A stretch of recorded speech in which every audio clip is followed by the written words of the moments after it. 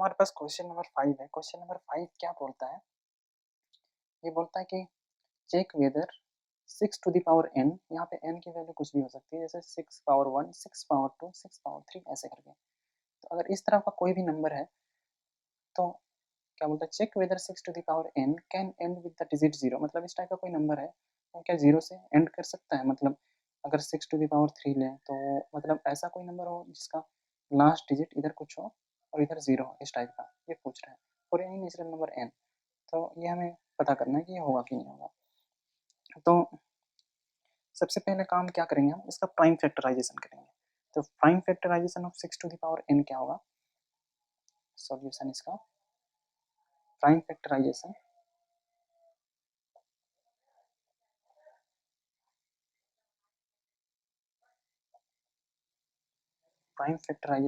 Is 6 to the power n। अब 6 का prime factor क्या होगा? 2 इंटू 3, इसका पावर n, ये हो जाएगा हमारा 2 to the power n into 3 to the power n। ठीक है। अब कोई भी नंबर अगर 0 से एंड होगा तो उसके लिए हमें कम से कम एटलीस्ट एक प्राइम फैक्टर 5 होना चाहिए, क्योंकि जब तक 5 से कुछ भी मल्टीप्लाई नहीं होगा तो जो लास्ट डिजिट है वो 0 नहीं होगा।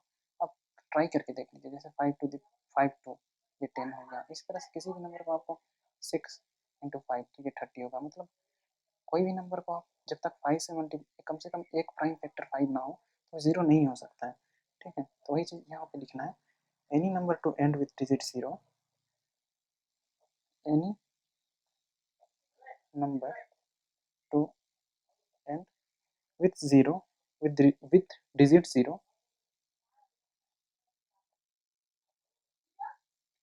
with digit 0, it must have at least one prime factor as 5. It must have at least one prime factor, at least one prime factor as 5। ठीक है, तो यहाँ पे हमारे पास इसका कोई भी प्राइम फैक्टर 5 नहीं है। ठीक है, and 6 to the power n has prime factor as only 2 and 3। ठीक है, and 6 to the power n has prime factor only 2 and 3। मतलब 5 नहीं है, केवल 2 और 3 है। देयरफॉर तो 6 टू द पावर n का n कभी 0 से एंड ही नहीं होगा। सो इसी चीज़ को हम लिखते हैं, 6 to the power n cannot end with the digit 0, cannot end with the digit 0। ठीक है, for any natural number n, चाहे आप n कुछ भी ले लीजिए, for any natural number n। ठीक है, this is the complete solution. अगर आपने अभी तक हमारे YouTube चैनल को सब्सक्राइब नहीं किया है तो प्लीज़ ये सब्सक्राइब कीजिए और नोटिफिकेशन बेल आइकन को भी दबाइए ताकि हमारा सारा वीडियोस आप तक पहुंच सके।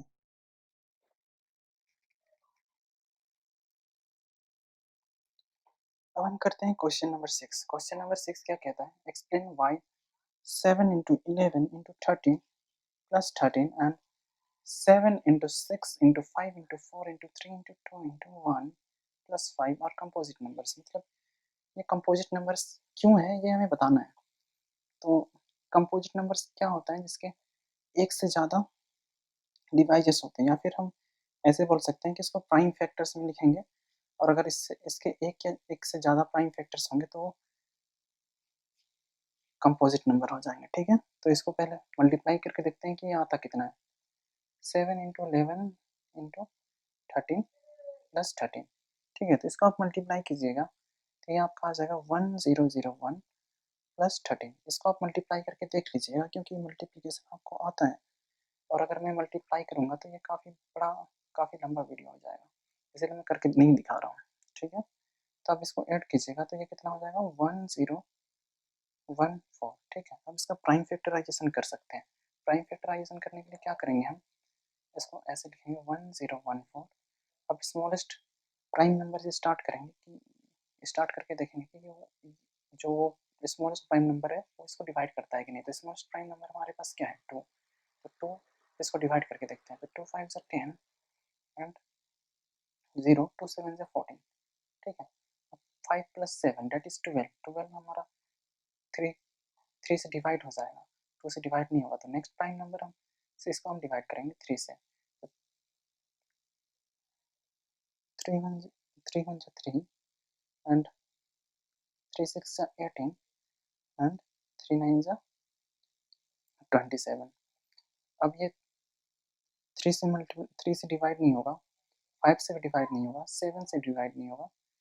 फिर नेक्स्ट प्राइम नंबर आएगा 11, 11 से भी डिवाइड नहीं होगा, सीधे 13 से डिवाइड होगा, 13 × 13, ठीक है। तो इसका जो प्राइम फैक्टर है वो हो जाएगा आपका 2 × 3 × 13, 2 टाइम्स 13 है। तो इसका हमने प्राइम फैक्टर से लिख दिया।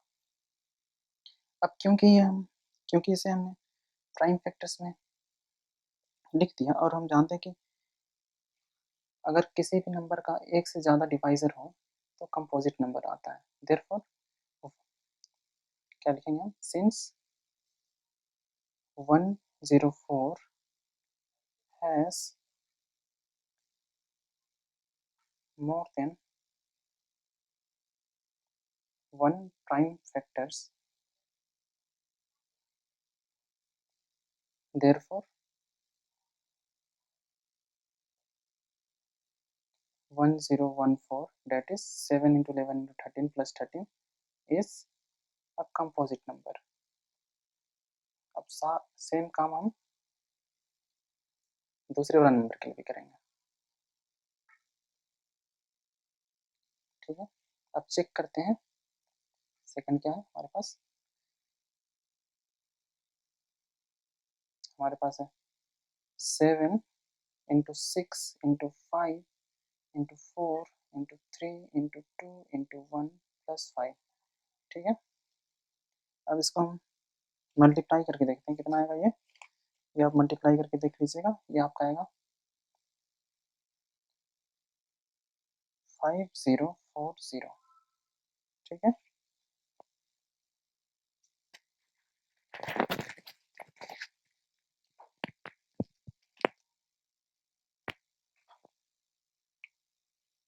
+5, तो ये आपका हो गया 5040 + 5, ये आपका हो जाएगा 5045। अब इसका आप प्राइम फैक्टर कर दीजिए। कैसे करेंगे, 5045, 5 से स्टार्ट करेंगे, 5 1 ज़ा 5, 0, 5 9 ज़ा 45, एक 0 और आएगा, ठीक है। अब ये किससे जाएगा, 1009,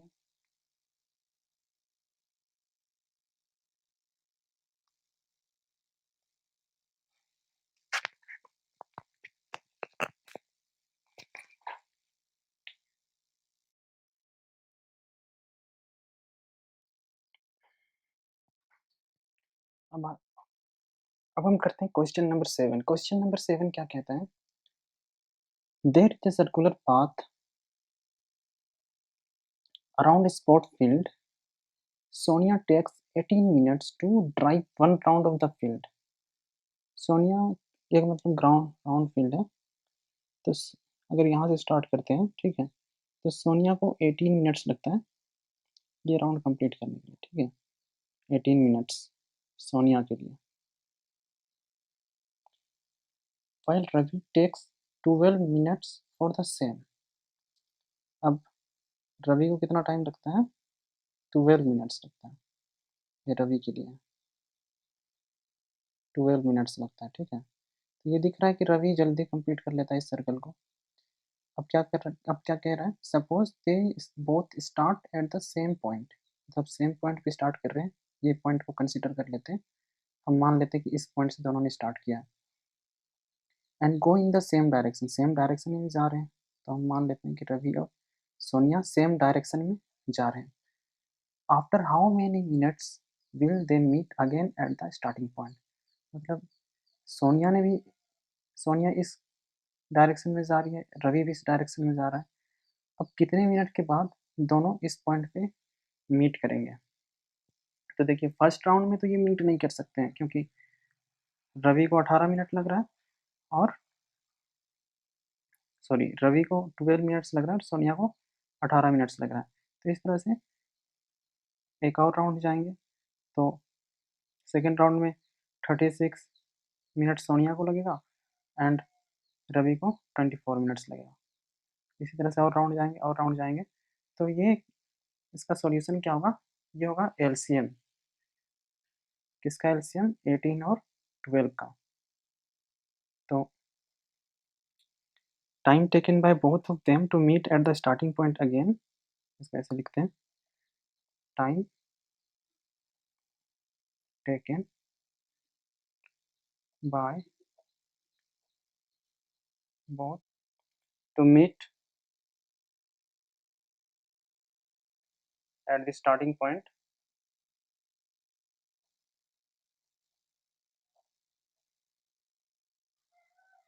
is equals to LCM of 12 and 18। अब 12 एंड 18 का एलसीएम निकालते हैं तो सबसे पहले क्या काम करेंगे? 12 का प्राइम फैक्टराइजेशन कर देंगे। तो 12 का प्राइम फैक्टराइजेशन क्या होगा? 2 इंटू 2 इंटू 3। इसको कैसे करके निकालें? ये हो गया आपका 12, इसको सबसे छोटा प्राइम से पहले डिवाइड करेंगे, 2 6 जा 12, फिर 2 3 जा 6, तो 2 इंटू 2 इंटू 3, तो ये हो गया 2 टाइम्स एंड इंटू 3। अब 18 का प्राइम फैक्टराइजेशन करते हैं। 18 इक्वल्स टू, कैसे करेंगे इसका प्राइम फैक्टराइजेशन? 18 सबसे छोटा प्राइम से स्टार्ट करेंगे, 2 2 9 जा 18, देन 2 से तो ये नहीं जाएगा, 3 से जाएगा, 3 3 जा 9, तो इसका प्राइम फैक्टराइजेशन हो गया 2 इंटू 3 2 टाइम्स। ठीक है, अब क्या करते हैं एलसीएम में जो जो प्राइम फैक्टर्स इन्वॉल्व है सभी को लिख लेते हैं। LCM of 12 18 equals to 2 prime factor involve है एंड 3 इन्वॉल्व है।